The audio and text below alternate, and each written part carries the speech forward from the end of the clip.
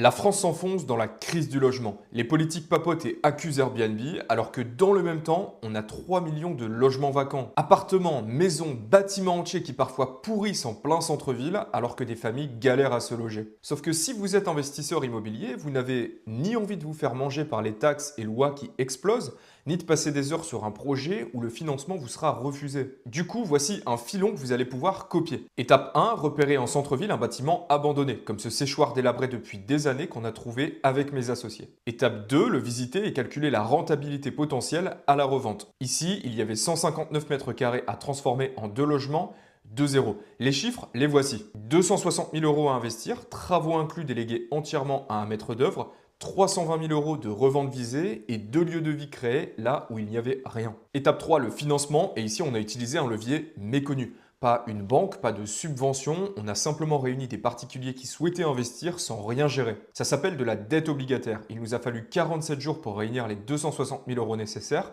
Gain visé pour les participants ici, 10% en 12 à 18 mois. Résultat de l'opération, tout le monde est content. Des particuliers qui investissent et gagnent de l'argent, des futurs propriétaires qui achètent sur plan à un prix en dessous du marché des biens de qualité, et nous sommes contents avec 60 000 euros de plus-value ici. Et en fait, au final, c'est ça la vraie réponse à la crise du logement. C'est quand l'intérêt individuel rencontre celui du collectif. Pas des lois en plus, des taxes en plus, du blabla en plus, juste arrêter de pleurer et commencer à construire.